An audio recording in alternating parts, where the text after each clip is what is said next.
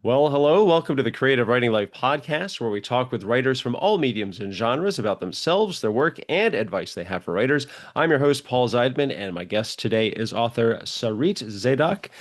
Excuse me, we're going to be talking to her about her new book, The Correction, Volume 1, which is a key part of the title that you should keep in mind. Sarit, welcome to the Creative Writing Life podcast. Thank you. Thank you so much, Paul. It's so great to be here, and thank you for having me. Oh, it is my pleasure. I'm looking forward to this conversation because it is a very, very interesting book and a story to discuss because there's a lot of details that I really want to get into details about. But the first thing, as those who are familiar with the show are aware, we'd like to start things off talking about anything we may have read or watched lately. Did we like it? Do we hate it? We're kind of indifferent to it. Don't ever want to have anything to do with it again. I will go first just to give Sarit a little bit of time to collect your thoughts. So just two things on the watching front. I guess you could call it almost a horror kick. So I read the script last year, and I've wanted to get around to watching the film version of it. So I watched Zach Cregger's Weapons, which I really enjoyed. It's not as gory as I thought it would be, but I thought the story was really original, and I'd forgotten that he directed it too. And you could kind of tell because there's a lot of really good camera work in it, but it was a really interesting story. I liked it a lot, and I could see why Amy Madigan was nominated for Best Supporting Actress because did not expect to see her in that kind of role, and she does a phenomenal job. And the other film we watched is another horror light, I guess you could call it. It's called Dust Bunny, and it's a very imaginative. Definitely not family friendly, but it's an imaginative horror film. And the little girl who is the main character does a phenomenal job of kind of keeping things anchored. And it's a really unique story. And I'm not going to say anything else because this is something you have to discover on your own. So that is it on my end. So, Zarit, what about you? Anything interesting or not interesting that you've read or watched lately? Wow. I guess this is not a big secret, but I watched Hamnet, which completely destroyed me for like a whole day. It is just like a superb piece of cinema. Cinematography is amazing, acting amazing, and it's really the kind of stuff that I missed seeing. So it's based on an IP, but I think the director, Chloe Zhao, she just did like an amazing job in bringing these characters to life and her interpretation. And it's really very interesting theme of how to deal with grief and how art helps us with grief. Mm-hmm. So that was like amazing for me. And then another small thing is like, can't help it, but I'm a big fan of A Night of the Seven Kingdoms. And I Okay. watched that TV show, which is, I kind of love it because it's so different from Game of Thrones and the whole other universe. It's basically dealing with like the small folks and also a completely different structure of half-hour episodes. So that is also very good. Okay, fantastic stuff. Yeah, I'd heard a lot of good things about Night of the Seven Kingdoms that people really seem to be enjoying that one. Yeah. So I think for once they did, we can be we can be critical of how things are adapted to TV or film, but I think they did like a very good job here. So I'm very happy to see that, and also happy for George Martin because Because he can use the money. Yes. yeah. Okay, so Zarit, what I'd like to start things off, start talking about you as a writer. I mean, how did you get your start? Were you a voracious reader as a child? Were you always a writer, or is this something you came into later in life? I mean, I would love to find out, like, what is your quotes unquotes origin story? So I did many things in life. I won't bore you with my whole trajectory, but basically I came into screenwriting much later in life. When I came across this story that had to do with World War II that I was researching, and I became convinced that this has to get to the screen, and I wanted to write a screenplay, and I had no idea how to write it. So that's how this whole thing started. So I became like a self-taught screenwriter because of this story, which is called Letters to Mrs. Saban. And this was like something I worked on for like 2 years, and it's the screenplay that won like the most awards and placed the highest I was very, very proud of this, but after this heavy historical drama, I just kind of branched off to different genres and started writing all kinds of other projects, lighter fare in different genres and TV shows. And I just got my chops that way. Hmm. We all know the screenwriting community, and we all support each other through different competitions and different things. And just being self-taught and just learning about the business this way. And that was really very, very good school. Very good school in characterization and plotting and structure. And not so scary because it's very efficient and short. So you don't have to write Hmm. like thousands and thousands of words. That's Um, true. That is true. so that's kind of like how I started like the whole screenwriting world. And then of course, I branched off. I did like a short film. I wanted to see what it's like to become a producer and a director. And that was like a very cool experience. And then later on, I was like, I need more. I need more Oh. freedom in writing. And that's how the whole novel thing started. It's basically started adapting one TV show that I wrote during COVID. I wrote like all 8 episodes. And this was kind of like this like fantasy science fiction sort of show that everybody was very interested in, but nobody wanted to produce since it's like so expensive. Hmm. And then I just couldn't let it go. I just couldn't let it go. I'm like, you know what? I'm just going to try novelizing it. And that's how it started. Okay, so I think if I'm assuming correctly that the book we're talking about is, usually I hold up the book, but it is not available yet. So Sarit is going to do the honors. I assume we're talking about The Correction, Volume One. There it is in her hands. So let's start about a little bit about the book itself. In screenwriting, it's the elevator pitch. I guess for books, it would be more like the cocktail party pitch. What would you say, if someone came up to you and said, Sarit, tell me about this book, The Correction, Volume One, and you would say it's about. So, so this is a science fiction fantasy book series. It's dealing with simulation theory, and it's what you would call philosophical science fiction. Oh. And it's spanning different worlds and different locations. But in general, it's dealing with one protagonist called Michael, who is a character soldier, and he is tasked with collapsing rogue simulations that are disturbing the base reality of Earth in the future. And he has been also tasked with dealing with the most dangerous of these, which is called the tri-simulation quandary, um, which are these like three entangled, unbreakable simulations. And we find out later why and the whole story behind it. But basically, he has failed in his mission again and again and again. And the book basically opens with another failed mission, and he's forced to go back down into the simulation. And this time, he breaks the cardinal rule and he falls in love with one of the simulation entities, who is this beautiful Bedouin girl. And now he's very conflicted because if he is to collapse this simulation, he's basically going to destroy her world and destroy her. And at the same time, there are all kinds of politics and movements behind the scenes. And then there's another character who rises up to finish the job that Michael is unable to do. And then basically, it's setting up this whole big showdown between the two of them.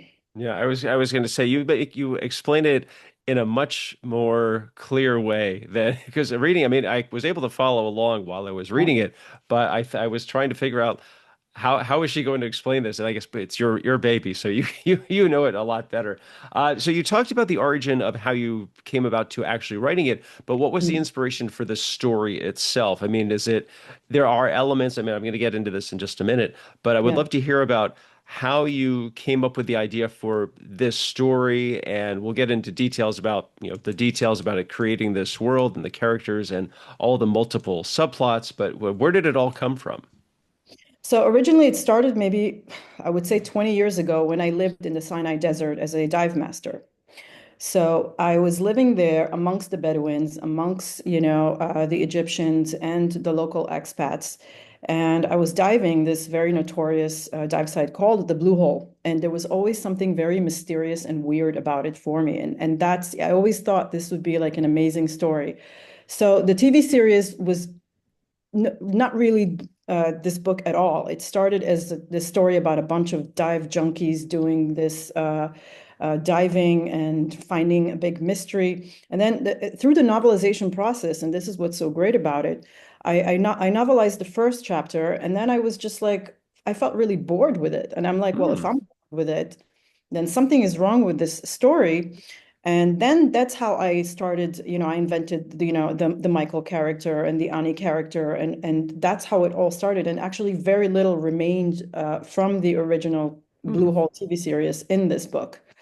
And the correction itself, I suppose it comes from Jewish mysticism, the idea of the tikkun olam, or the correction, and it's sort of like, I don't want to say it's like a symbol or a metaphor, but you can't help but look at what's going on in the world today and how everything seems just upside down and broken. So it's kind of like metaphor for the correction of the world, if you will. Okay. So that's where the name comes from. Okay, got it. Yeah, I was going to say I'm glad when you started describing it that you said it was science fiction. Then I love philosophical science fiction. I think that's great. But I was trying to create a list of like all the genres that are in play here. Of course, science fiction.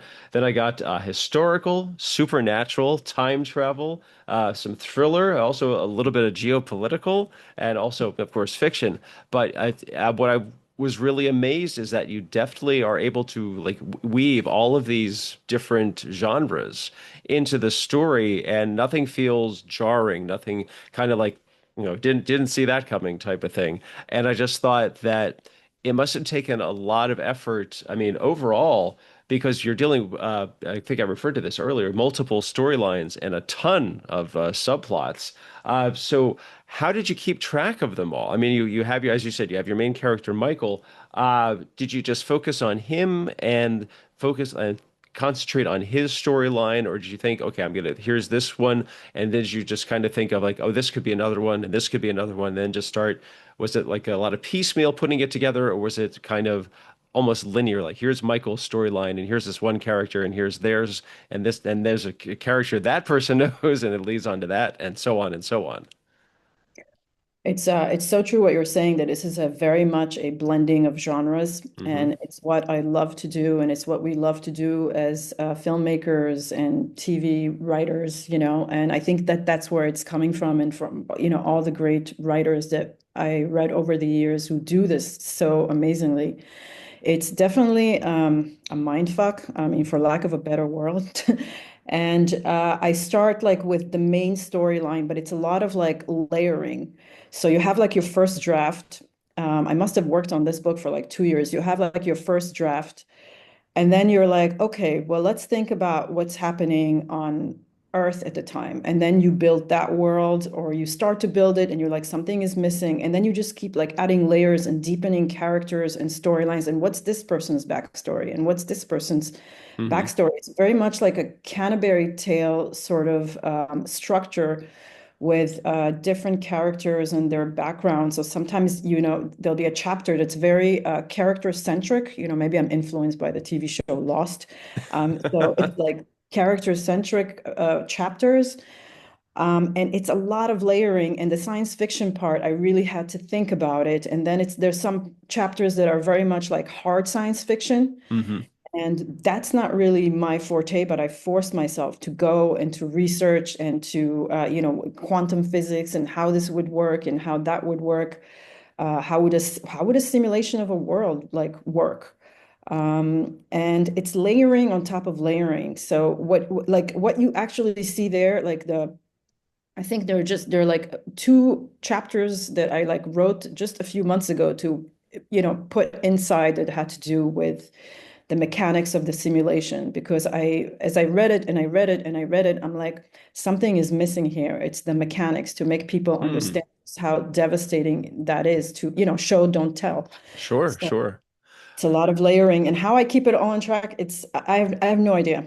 I don't have an outline or anything. It's just it's really complicated. Okay, well, you raised two great points that I wanted to ask you about. Actually, I'm going to go to the second one first, as you just referred to.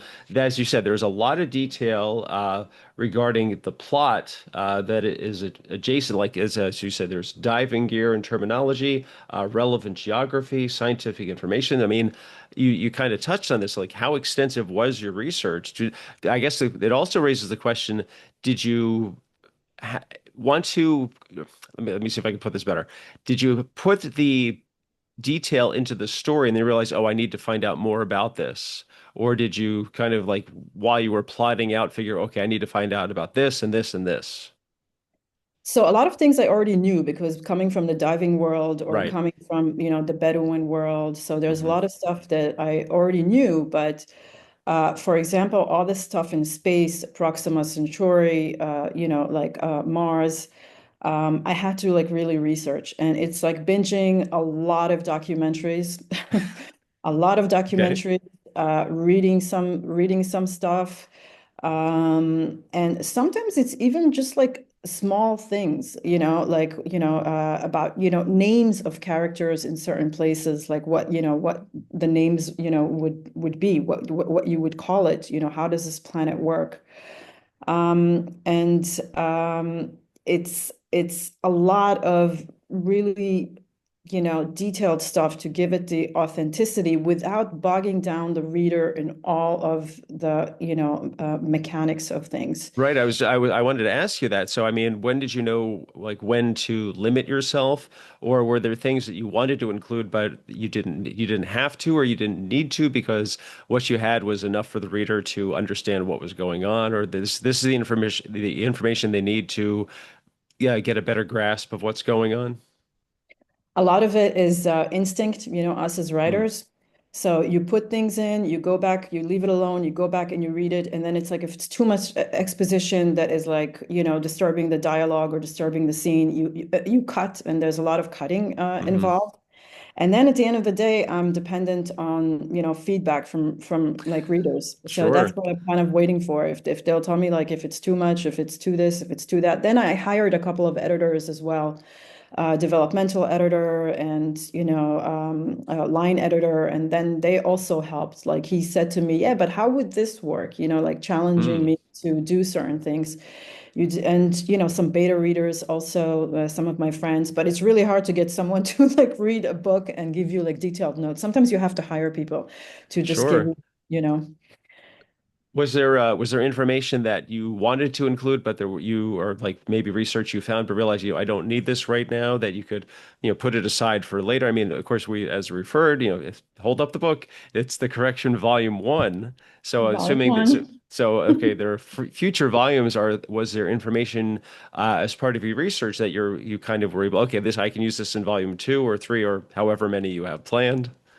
Yeah, there were some chapters that I wrote for volume two that I had to move to volume one because some of the feedback was like, there's no closure. And the book, yes, there's no Hmm. closure. There is some closure to some lines, but it's basically, left open because book one and book two originally I thought to publish as one book because it Hmm. has more closure.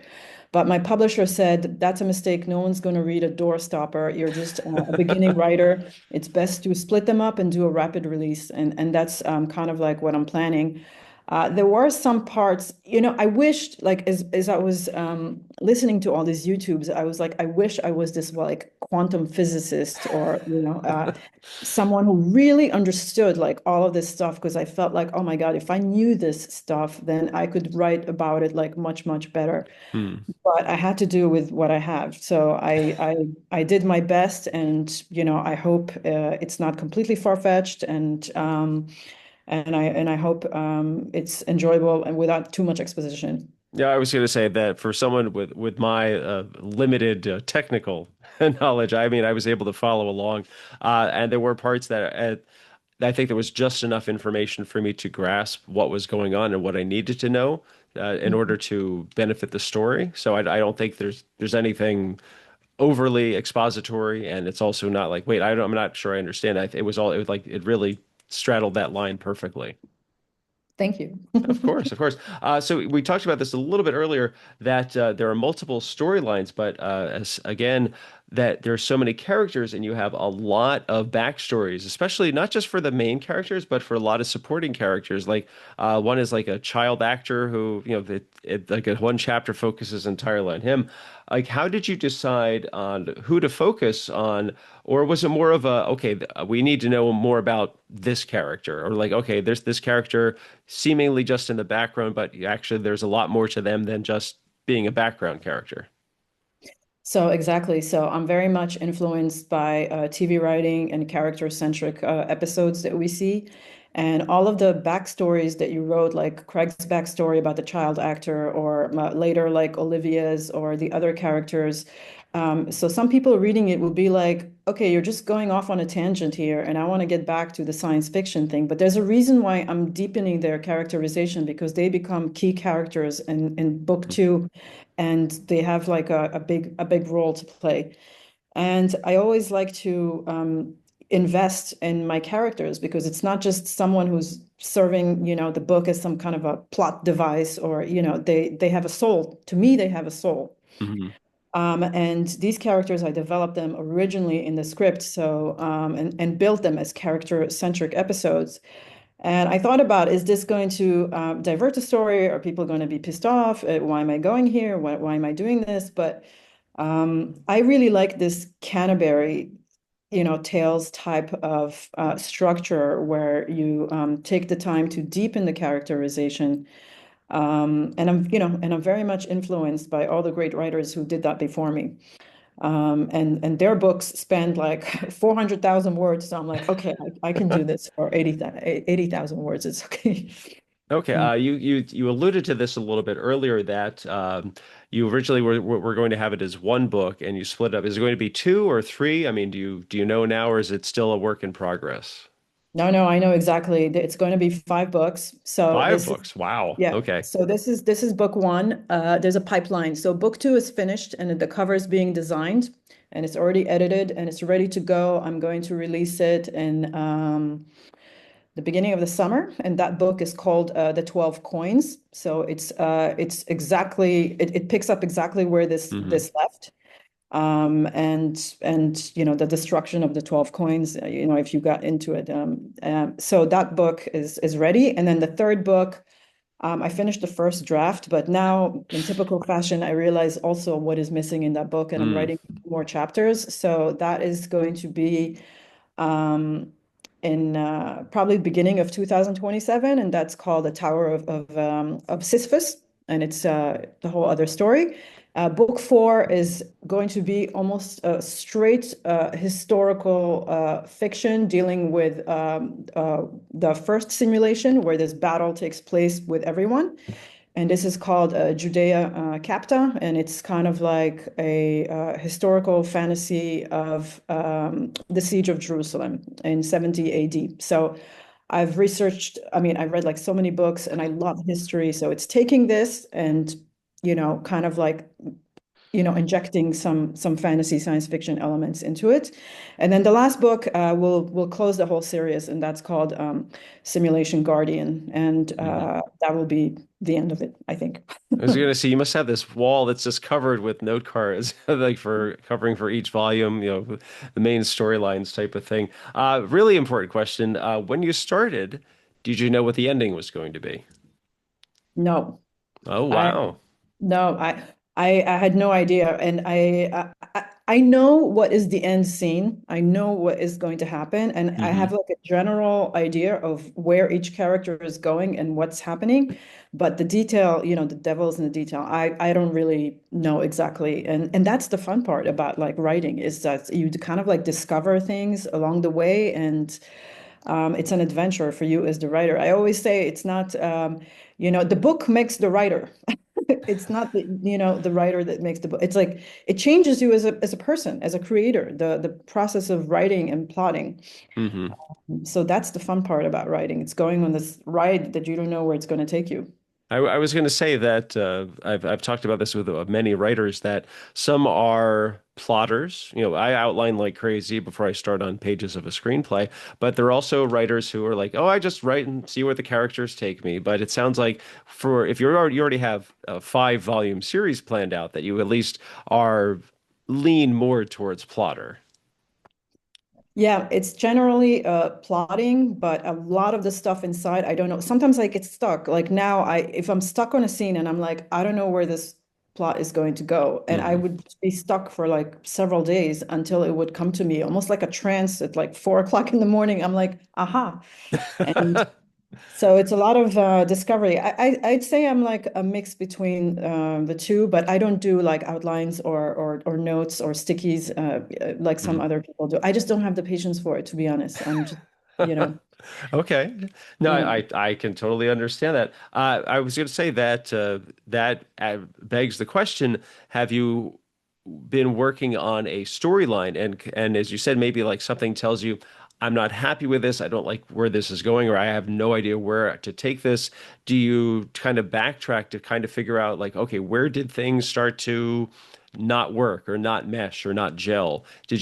Was it a kind of, not that it's writer's block, but it's more like something is not working here and I need to figure out why it's not working. Exactly. So my main thing is like when it's not working, I feel it immediately because I'm bored. I'm bored Hmm. writing it. I'm bored reading it. And I realize something is not working. Either I'm just leaning on some trope that has been done 1,000 times, Hmm. and that's very boring. And I'm like, how can I flip this trope? How can I do this in a more interesting way? And I just think about it and I let it sit. Sometimes you just have to let things sit and kind of like cook. I call it like cook. Sure, And, sure. and then it would just come to you on the train or driving, all the thousands of things that we've seen or, films or books. There's a lot of like instinct. And then sometimes it's you just think of things that, let's flip this. And to be honest, sometimes I borrow things from scripts that I've already written and didn't go Mm, anywhere. So I'm of like, oh, course. that's an interesting plot thing I did in that script. I'll just use that and, I'll adapt it to this thing. So sometimes I steal from my own scripts that no one has ever seen. No, I can totally relate to that because many is the time where I was feeling stuck with a story. I didn't know what was going to happen. So usually I step away from the computer and I'll go do something else. And I can't tell you how many ideas for story development or scene ideas would come to me while I was out walking the dog. Ah, amazing. Just because you're not, I think if you're not focusing on what you're supposed to be focusing on, it's more likely that some kind of inspiration will hit, or maybe at least the spark of an idea.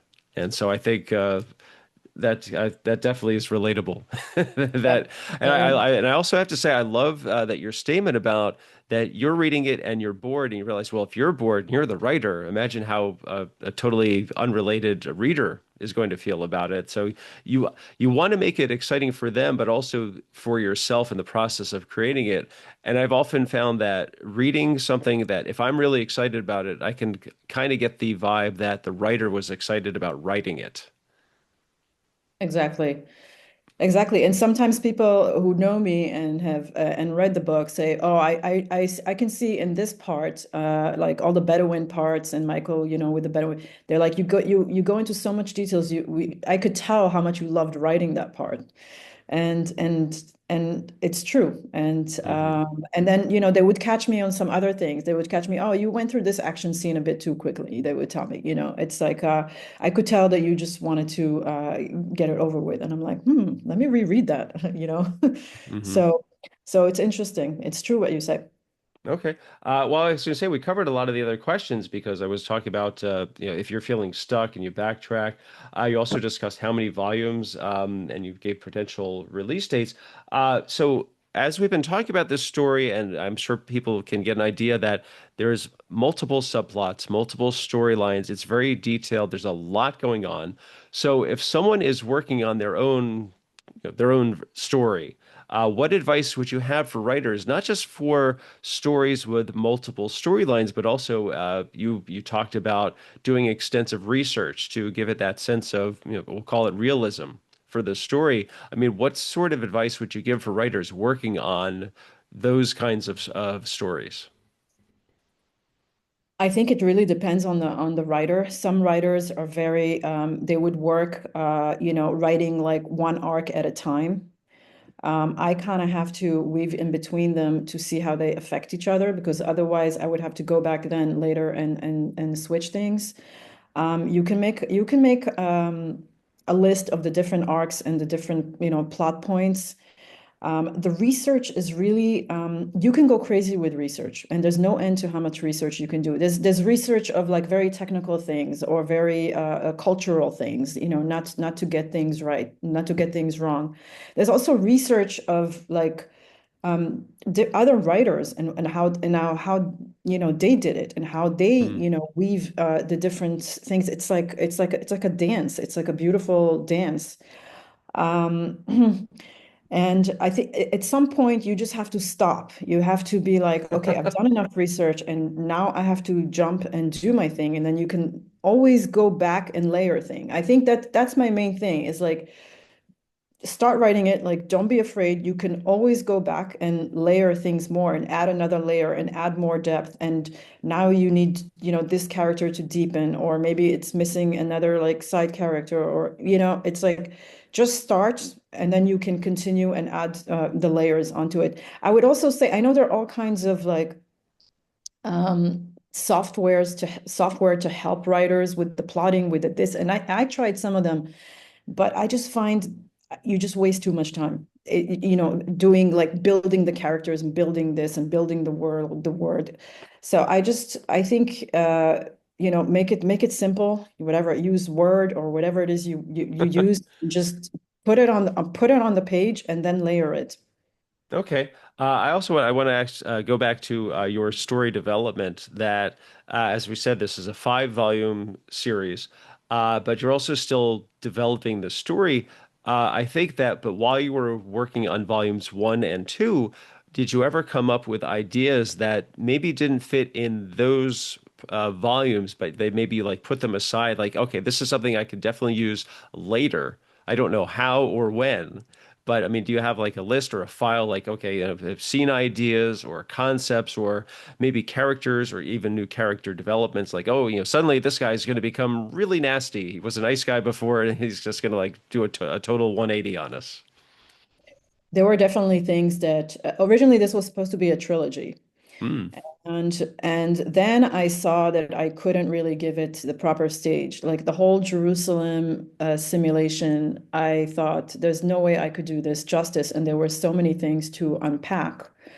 Because I was like, okay, I can, inject some of these scenes in this book or that book, but I'm like, maybe I should just like save it for a whole other book and just do it justice. And so I put that on the side. And then the whole like Mars world that I allude to a little bit, but I didn't really develop at all in book one and very, very little in book two, mostly through like flashbacks, because I also said I need to give this the proper world building, which is Hmm. happening in book three. So I definitely had ideas and different characters that would fit there that I just put on the side for now and get back to later. It's Okay. true.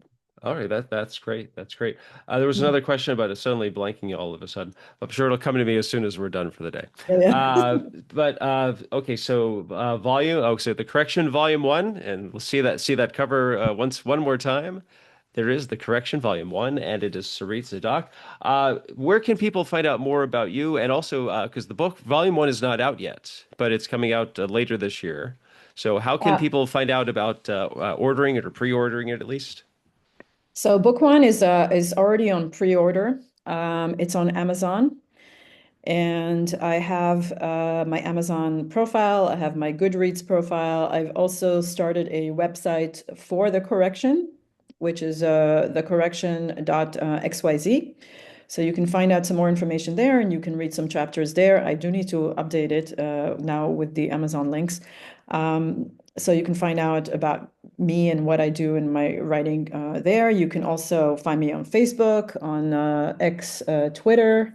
I do have a LinkedIn that I'm honestly I don't really do much with, but it's there, and that's the best way of finding out about the book. I'm going to on pre-order now. There's the ebook, and because you cannot do a pre-order for a print book on Amazon. I know it's really crazy, but you can't do it. So this is going to be the print edition will be launched later, but it's a lot of like a learning process. And then once this is done, like probably in April, or May, I will upload the second book on a pre-order so you can already see the very cool cover and get an idea of what's going on, and then the blurb and where this is going. So you can find me in all those spaces. Okay, that's fantastic. Sarit Zadok, thank you so much for being here today. This is a great discussion. It's a fantastic book. Again, it is The Correction, Volume 1. You can pre-order it now. It's coming. When is it set for release? I It's guess. the 25th of March. Okay, so just a couple of weeks from now. Yeah, So yeah, yes. fantastic. Again, thank you so much for being here today. This was a fascinating and very interesting discussion. Thank you. Thank you so much for having me, Paul. Oh, my pleasure. And viewers and listeners, if you enjoyed today's show, please hit like. Feel free to leave a comment and subscribe. For my social media, you can check out my screenwriting blog. That's maximumz.blog. I'm still on Twitter at maximum_Z. And for Blue Sky and Instagram, it is at Pez Screenwriting. And this show has its own accounts as well. It's at Podcast CWL on both Twitter and Blue Sky. You can also check out my Go Ahead and Ask books. Those are on Amazon, the ones about screenwriting and pie. Like I said, that's Sarit. I'm Paul. This has been the Creative Writing Life podcast. Thanks for listening. Stay safe, stay healthy, and most importantly, go write something.